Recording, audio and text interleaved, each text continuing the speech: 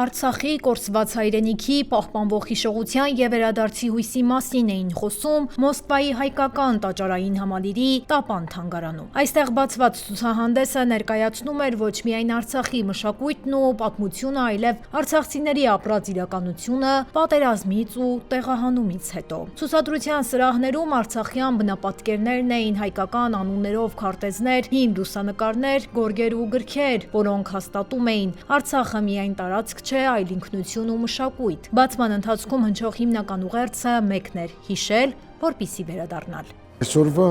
ցուցահանդեսը մեր բողոքն է Արցախի դավաճանական հանձնման դեմ։ Մեր բողոքն է Արցախում հայկական հոգևոր ժառանգության բարբարոսական ոչնչացման դեմ։ Մեր բողոքն է ահաբեկչության և ցեղասպանության դեմ։ Օկուպացված Արցախում պետք է կանխվի Ադրբեջանի ցեղասպան ձեռքը։ Ինչպես է հնարավոր խոսել խաղաղության մասին, եթե Բաքվում պահվող գերիները հայրենիք չեն վերադարձել։ Ինչպես է հնարավոր խոսել հայերի Արցախ վերադառնալու իրավունքի մասին, եթե Ադրբեջանը շարունակում է իր հակահայ քաղաքականությունը, հարցնում են միջոցառման մասնակիցները։ Ամեն օր բոլոր հնարավոր ատյաններում պետք է խոսենք գերիների վերադարձի մասին։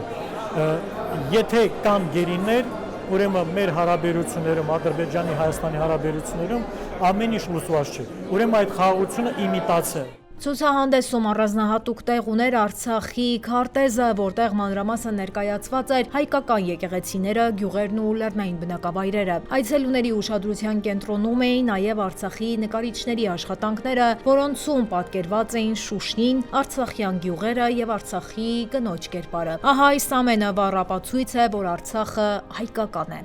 Մոռացության չտալ Արցախը։ Մենք պիտի թույլ չտանք, որպեսզի մեր կորուստներին գումարվի նաև մոռացությունը։ Կազմակերպիչների խոսքով ցուցահանդեսը ոչ միայն մշակութային նախաձեռնություն է, այլ նաև փորձ միջազգային հանրությանը հիշեցնելու Արցախի հայկական ժառանգության և արցախցիների վերադարձի իրավունքի մասին։ Այսուհետ Տապան թանգարանում Արցախի մասին պատմող ցուցանմուշները կգործեն մշտական հիմունքներով։